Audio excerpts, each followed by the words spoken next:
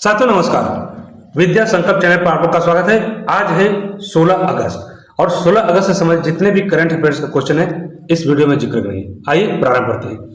पहला प्रश्न है, प्रतिवर्ष 16 अगस्त को इतिहास में डायरेक्टर एक्शन डे यानी सीधी कार्रवाई दिवस के रूप में याद किया जाता है। यह घटना किस वर्ष हुई थी?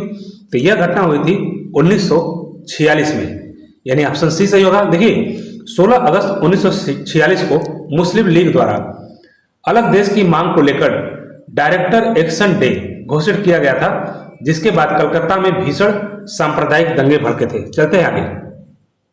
अगला प्रश्न है, भारत के पूर्व प्रधानमंत्री और भारत रत्न अटल बिहारी वाजपेयी का निधन 16 अगस्त को किस वर्ष हुआ था? यह हुआ था 2018 में। देखिए भारत के 3 बार प्रधानमंत्री रहे अटल बिहारी वाजपेयी, इनका निधन 93 वर्ष की आयु में हुआ था। चलते आगे। अगला प्रश्न है, महान आध्यात्मिक संत रामकृष्ण परमहंस देव ने 16 अगस्त 1886 को अंतिम सांस ली थी। वे निम्नलिखित में से किस महान विभूति के गुरु थे? वे थे स्वामी विवेकानंद के गुरु। देखिए रामकृष्ण परमहंस स्वामी विवेकानंद के आध्यात्मिक गुरु थे, जिनका निधन कब हुआ था? महापरिनिर्वाण कब हुआ था? 16 अगस्त 1886 को। चलते आगे। अगला प्रश्न है, वर्ष 2026 में 16 अगस्त को पारसी समुदाय का कौन सा प्रमुख उत्सव नव वर्ष मनाया जा रहा है? यह है पतेती नवरोज। देखिए 16 अगस्त 2026 को भारत और दुनिया भर में पारसी समुदाय का पारंपरिक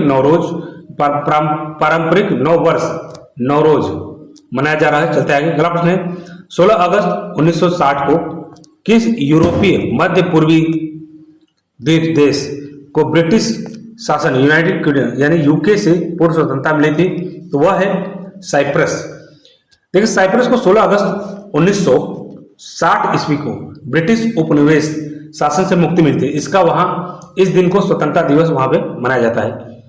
चलते आगे। अगला प्रश्न है, 16 अगस्त 1858 को ब्रिटेन की महारानी विक्टोरिया और अमेरिकी राष्ट्रपति जेम्स बुकानन के बीच इतिहास में पहली बार किस माध्यम से आधिकारिक संदेश साझा किया गया था? यह है ट्रांस अटलांटिक टेलीग्राफ लाइन।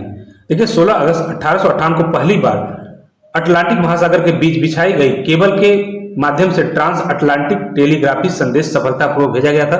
चलते आगे। अगला प्रश्न है, वर्ष 1896 में 16 अगस्त को किस देश के क्लोडाइक क्षेत्र में भारी मात्रा में सोने की खोज हुई थी, जिससे प्रसिद्ध गोल्ड रश की शुरुआत हुई? तो यह है कनाडा में। देखिए 16 अगस्त 1896 को कनाडा के यूकोन प्रांत के कोलाइक क्षेत्र में सोने की खोज हुई थी, जिससे वैश्विक खनिकों को वहां क्या किया? बहुत आकर्षण का केंद्र बन गया था उनके लिए। चलते आगे। अगला प्रश्न है, अंतर्राष्ट्रीय स्तर पर मनोरंजन और तकनीकी इतिहास को याद करने के लिए हर साल 16 अगस्त को कौन सा लोकप्रिय दिवस मनाया जाता है? तो वह है राष्ट्रीय रोलर कोस्टर दिवस। देखिए मनोरंजन पार्कों की लोकप्रिय राइड को सम्मानित करने के लिए प्रति वर्ष क्या होता है? 16 अगस्त को नेशनल रोलर कोस्टर डे मनाया जाता है। चलते आगे। अगला प्रश्न है, अगस्त 2026 में प्रधानमंत्री नरेंद्र मोदी ने भारत के किस पूर्व राष्ट्रपति की आत्मकथा यानी त्रिउम्फ ऑफ द इंडियन रिपब्लिक का विमोचन किया है? यह है रामनाथ कोविंद। देखिए पीएम मोदी ने भारत के 14वें राष्ट्रपति रामनाथ कोविंद की आत्मकथा त्रिउम्फ ऑफ द इंडियन रिपब्लिक का विमोचन किया, जिसमें उनके संवैधानिक अनुभव का पूरा विवरण है। चलते आगे। अगला प्रश्न है, अगस्त 2026 में भारतीय संसद के उच्च सदन यानी राज्यसभा द्वारा किस राज्य का नाम आधिकारिक रूप से बदलकर केरलम करने का विधेयक पारित कर दिया गया है? यह है केरल राज्य। देखिए संसद ने केरल राज्य का नाम परिवर्तित कर यानी नाम परिवर्तन करके विधेयक 2026 पारित कर राज्य का क्या नाम बदल कर रख दिया है? इसका नाम रख दिया है केरलम, जो इनकी स्थानीय मलयाली संस्कृति के लिए एक अनुपम है। चलते आगे, अगला प्रश्न है, अगस्त 2026 में वैश्विक हाथी दिवस के राष्ट्रीय समारोह के दौरान विशाखापट्टनम में फ्रंट लाइन संरक्षकों और महावतों को किस राष्ट्रीय पुरस्कार से सम्मानित किया गया है? यह है गज गौरव 2026। देखिए, केंद्रीय पर्यावरण मंत्रालय द्वारा एशियाई हाथियों के संरक्षण में अदम्य साहस दिखाने वाले महावतों और वन रक्षकों को गज गौरव पुरस्कार 2026 प्रदान किया गया है। चलते आगे, अगला प्रश्न है, हाल ही में नीति आयोग द्वारा जारी विनिर्माण यानी मैन्युफैक्चरिंग रिपोर्ट के अनुसार भारत को एक वैश्विक विनिर्माण हब में बदलने के लिए कितने उच्च क्षमता वाले क्षेत्रों की पहचान की गई है? यह है 12 क्षेत्रों का। देखिए, नीति आयोग की रिपोर्ट में रसायन, वस्त्र, दूरसंचार और सौर पीवी सहित 12 प्रमुख क्षेत्रों की पहचान की है जो भारत की जीडीपी ग्रोथ को गति दे सकती है। चलते आगे, अगला प्रश्न है, अगस्त 2026 में दिल्ली विश्वविद्यालय के वैज्ञानिकों द्वारा पूर्वोत्तर भारत में खोजी गई अंबाची निम्नलिखित में से किस जीव की एक नई प्रजाति है? यह है मेढक की। देखिए, प्रख्यात वैज्ञानिक जो है प्रोफेसर SD बीजू के नेतृत्व में वैज्ञानिकों ने त्रिपुरा और नागालैंड के क्षेत्र में मेढक की 3 नई प्रजातियों की खोज की है। चलते आगे, अगला प्रश्न है, अगस्त 2026 में किस भारतीय भौतिक विज्ञानी को इटली के ट्राइस्टे स्थित ICTP द्वारा प्रतिष्ठित डिराक मेडल 2026 से सम्मानित किया गया है? तो यह है दीपक धर। देखिए, सांख्यिकी, भौतिकी और सैद्धांतिक विज्ञान में उनके विशिष्ट योगदान के लिए भारतीय वैज्ञानिक दीपक धर को डिराक मेडल 2026 से किया गया, नवाजा गया है। चलते आगे, अगला प्रश्न है, भारत में थाईलैंड की सेनाओं के बीच अगस्त 2026 में आयोजित होने वाली द्विपक्षीय सैन्य अभ्यास का नया नाम क्या है? यह है अभ्यास मैत्री 2026। देखिए, दोनों देशों के बीच द्विपक्षीय रक्षा सहयोग और रणनीतिक संबंधों को मजबूत करने के लिए अभ्यास मैत्री 2026 का आयोजन किया गया है। चलते आगे, अगला प्रश्न है, भारतीय नौसेना द्वारा अगस्त 2026 में लॉन्च किए गए दूसरे next generation offshore patrol vessels यानी NGOPV का नाम क्या रखा गया है? तो यह रखा गया है श्रुति। देखिए, नौसेना के तटीय और समुद्री सुरक्षा आधुनिकीकरण के तहत दूसरे घरेलू युद्धपोत श्रुति को सफलतापूर्वक क्या किया है? लॉन्च किया है।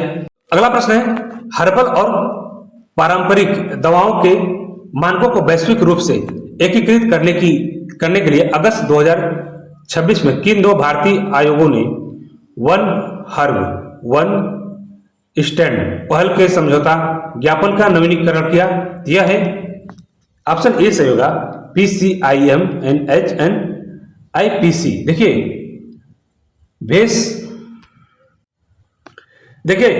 भेषज संहिता आयोग और भारतीय भेषज संहिता आयोग यानी IPC ने मिलकर दवाओं की गुणवत्ता नियंत्रण के लिए हाथ मिलाया है। ये चलते आगे, अगला प्रश्न है, बहुभाषी आर्टिफिशियल इंटेलिजेंट के विकास के जरिए समावेशी शासन को बढ़ावा देने के लिए नीति आयोग ने अगस्त 2026 में किसके साथ एक आशय पत्र पर हस्ताक्षर किया है? यह है ऑप्शन सी होगा DIBD।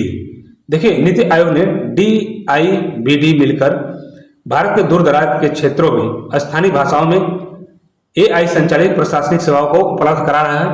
चलते आगे, अगला प्रश्न है, अगस्त 2026 में केंद्रीय गृह और सहकारिता मंत्री अमित शाह ने शहरी सरकारी बैंक को डिजिटल बनाने के लिए किस संस्थान के नए परिषद का मुंबई में उद्घाटन किया है?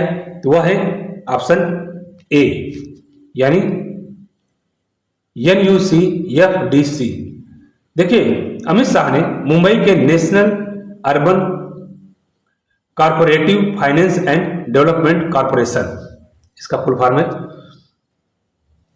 के नए भवन का सहकार नव क्रांति कार्यक्रम के तहत उद्घाटन किया है। चलते आगे, अगला प्रश्न है, प्रस्तावित राष्ट्रीय खाद्य संरक्षण संशोधन विधेयक 2026 के मसौदे के अनुसार अंत्योदय अन्न योजना यानी AAY के तहत अब प्रति व्यक्ति मासिक खाद्यान्न पात्रता को बदलकर कितने किलोग्राम करने का प्रस्ताव रखा है? यह रखा है 7 किलोग्राम। देखिए, नए संशोधन के तहत प्रति व्यक्ति आवंटन 7 किलोग्राम मासिक क्या है ये अनाज देने का प्रस्ताव रखा गया है, जबकि प्रति परिवार की अधिकतम सीमा कितनी होगी 35 किलोग्राम, यानी 35 केजी से ज्यादा नहीं दिया जाएगा। चलते आगे, अगला प्रश्न है, हाल ही में सुर्खियों में रहा वैश्व टेकरी पुरातात्विक स्थल, जहां मध्य प्रदेश सरकार नए सिरे से वैज्ञानिक उत्खनन पर विचार कर रहा है, किस प्राचीन शहर के निकट में है? तो यह है उज्जैन के पास। देखिए, उज्जैन के निकट स्थित वैश्व टेकरी एक विशाल प्राचीन बौद्ध स्तूप और पुरातात्विक टीला है, जिसका संबंध सम्राट अशोक के काल से माना जाता है। चलते आगे, हाल ही में जारी आधिकारिक वन्यजीव रिपोर्ट के अनुसार भारत में लुप्त प्राय एशियाई शेरों की नवीनतम दर्ज आबादी बढ़कर कितनी हो गई है? ये हो गई है लगभग 891, यानी ऑप्शन सी सही होगा। देखिए, गुजरात के गिर के आसपास के क्षेत्र में संरक्षण प्रयासों के कारण एशियाई शेरों की कुल संख्या में बढ़ोतरी दर्ज की गई है। अभी हो गए हैं 891 इनकी संख्या। चलते आगे, अगला प्रश्न है, अगस्त 2026 में किस राज्य की विशेष रूप से कमजोर जनजाति समूह यानी पीवीटीजी थोटी जनजाति के विलुप्त होने के खतरे को लेकर नई चिंताएं सामने आई है? तो यह है तेलंगाना। देखिए, तेलंगाना में थोटी समुदाय की लगातार घटती जनसंख्या और उनकी अनूठी सांस्कृतिक विरासत के संरक्षण को लेकर एक कल्याणकारी कदम भी उठाया जा रहा है। चलते आगे, अगला प्रश्न है, अगस्त 2026 में भारत सरकार ने संयुक्त राष्ट्र यानी यूएन के जिनेवा स्विट्जरलैंड में स्थित वैश्विक कार्यालय को अपनी सांस्कृतिक और पर्यावरण कूटनीति के तहत कितने मोर भेंट दिए हैं? तो ये दिए हैं 5 मोर। देखिए, भारत के संयुक्त राष्ट्र के जिनेवा परिषद के उद्योगों के लिए भारत के राष्ट्रीय पक्षी 5 मोर उपहार के रूप में भारत ने प्रदान किया है। चलते आगे, अगला प्रश्न है, भारत और मलेशिया की वायुसेनाओं के बीच अगस्त 2026 में आयोजित द्विपक्षीय हवाई युद्ध अभ्यास का नाम क्या है? यह नाम है अभ्यास उदार शक्ति 2026। देखिए, भारतीय वायुसेना और रॉयल मलेशियन एयरफोर्स के बीच द्विपक्षीय सामरिक कौशल बढ़ाने के लिए उदार 2026 एक्सरसाइज आयोजित किया गया है। चलते आगे, तो आज के लिए बस इतना ही। थैंक यू फॉर वॉचिंग, मिलते हैं नेक्स्ट वीडियो में।